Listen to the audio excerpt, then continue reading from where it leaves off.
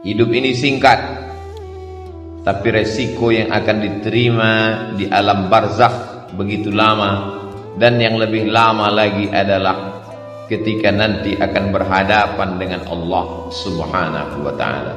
Faman kana yarju liqa'a rabbih, siapa yang yakin bahwa dia akan berjumpa dengan Allah Subhanahu wa ta'ala, falyamal 'amalan salihah, maka di antara bekal hanya amal saleh. Tapi amal saleh itu pun akan hilang seperti debu dihembus angin.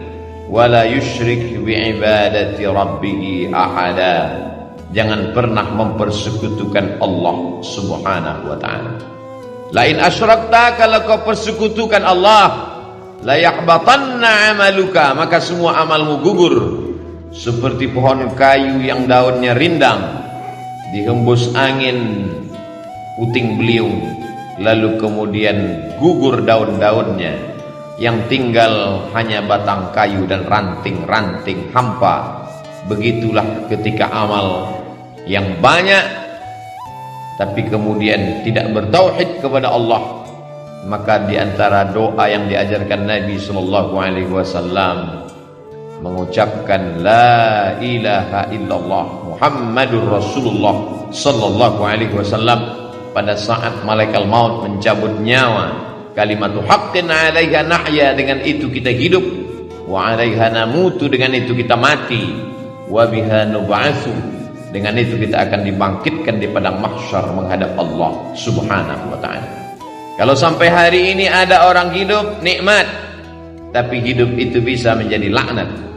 Kalau sampai detik ini masih sehat, nikmat, tapi sehat akan diminta tanggung jawab, dia bisa menjadi laknat.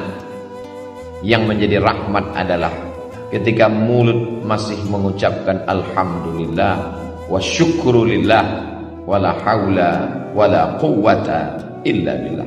Faqsusil qasasa, ceritakan kisah nabi-nabi itu, la'allakum yatafakkarun, supaya manusia berpikir.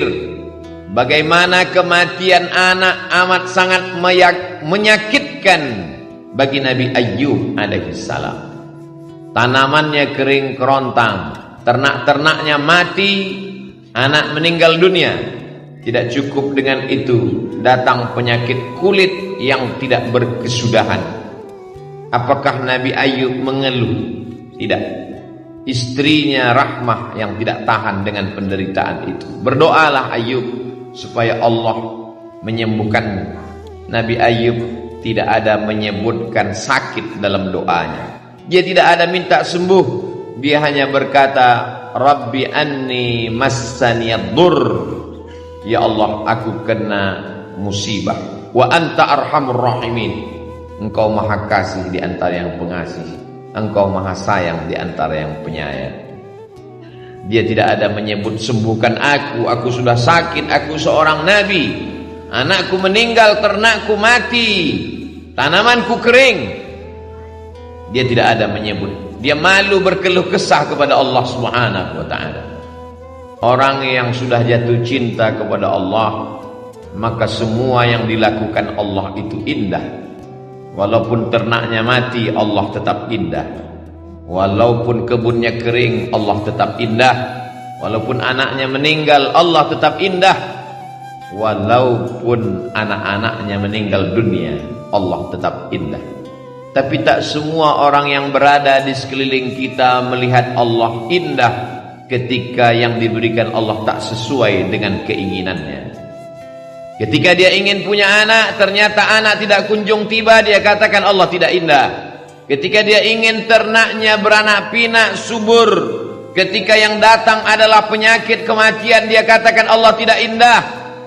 Padahal Allah itu innallaha jamilun, Allah maha indah, yuhibbul jamal, Allah suka kepada keindahan. Tapi seringkali kita mengatakan indah menurut hawa nafsu kita. Kalau tidak sesuai dengan yang kita inginkan, kita katakan tidak indah.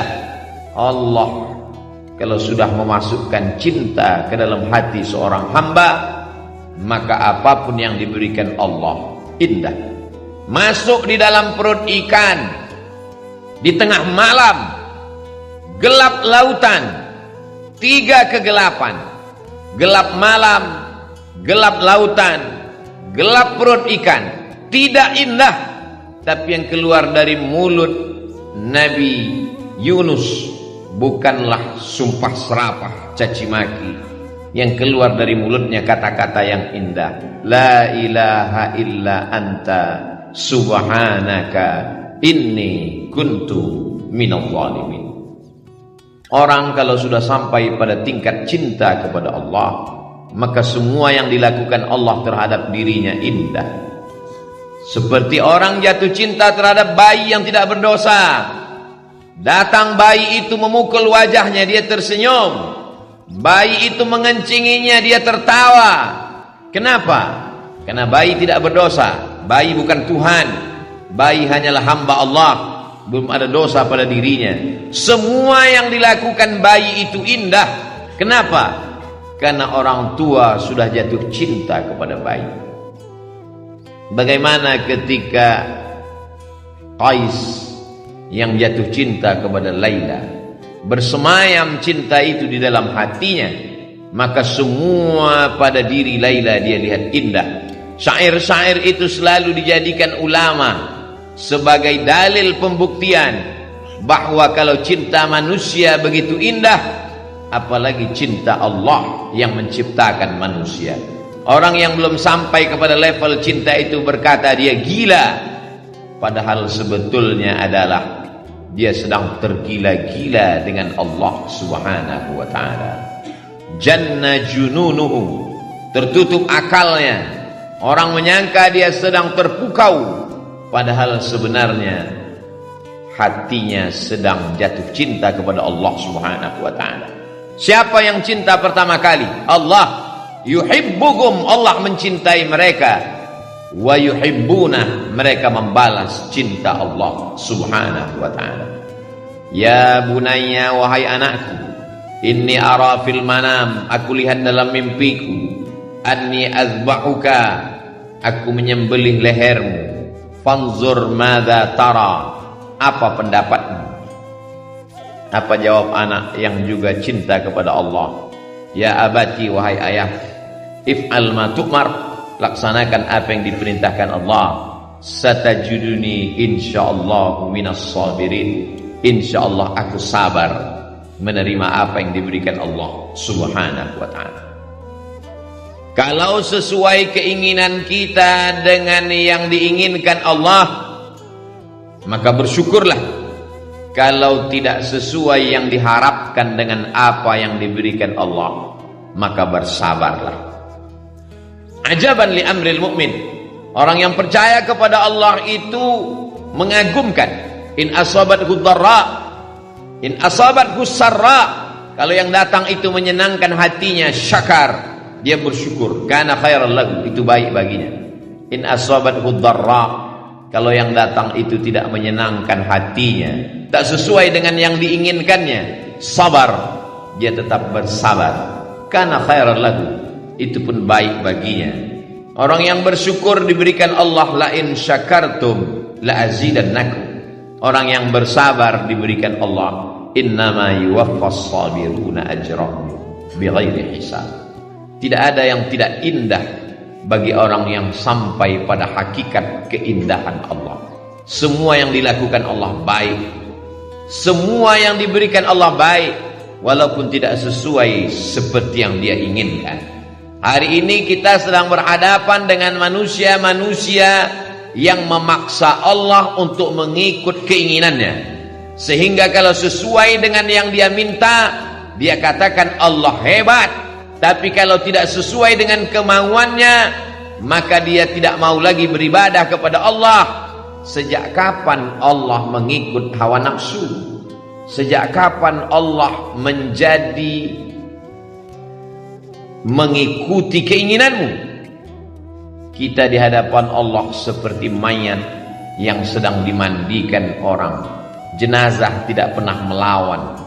Jenazah dimiringkan ke kanan, tangannya, hidungnya dicuci, dibasuh, disiram air.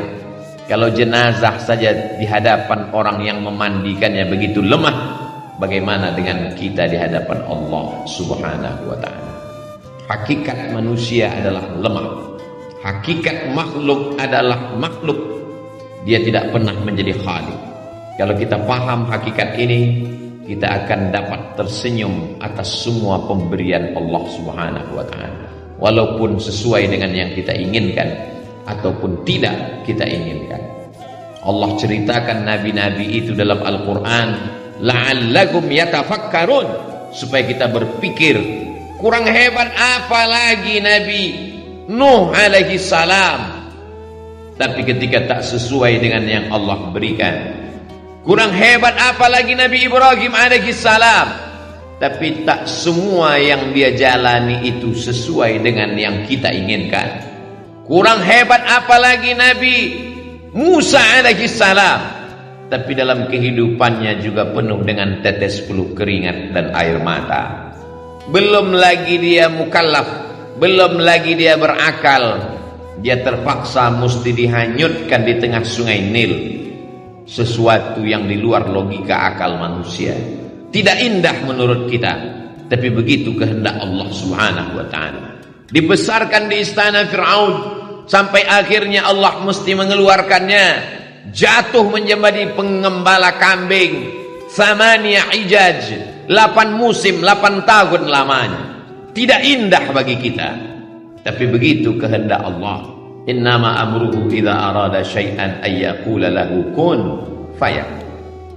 Kalau ada dalam hidup ini tidak indah, padahal kita sudah berbuat baik, berniat baik, berpikir baik, berkata baik, berbuat baik, datang tidak baik, satu-satunya kunci hanya husnuzan kepada Allah Subhanahu wa ta'ala. Husnuzan kepada Allah itu indah. Innama ana inda husni zanni 'abdi bi. Aku menurut prasangka hambaku kepada aku. Satu-satunya cara menerima keputusan Allah hanyalah ridha. Makanya sebelum matahari terbit kita katakan, raditu billahi rabba. Aku ridha engkau sebagai Rabbku. Aku ridha engkau sebagai penciptaku. Aku ridha engkau sebagai pengatur hidupku. Kuserahkan semuanya kepadaku. Setelah aku berusaha, setelah aku berdoa, setelah aku bertawakal, puncaknya adalah ridha. Hanya orang-orang yang ridha kepada Allah yang diundang menemui Allah. Ya ayyatuhan nafsul mutmainnah, wahai jiwa yang tenang. Mengapa jiwa itu tenang? Karena dia sudah ridha sampai kepada level maqam tertinggi, maqam ridha. Irji'i ila rabbiki, kembalilah engkau menghadap Allah, radiyatan mardiyah. Engkau ridha dan Allah pun ridha kepada. Setelah ridha, fadkhuli fi ibadi, masuklah bersama hamba-hambaku yang ridha. Wadkhuli jannati, masuklah ke dalam surgaku. Karena hanya orang-orang yang ridha kepadaku lah yang masuk ke dalam surga. Tapi hati kita belum tentu ridha terhadap semua keputusan Allah. Hati itu keras, hati itu melawan, hati itu berontak.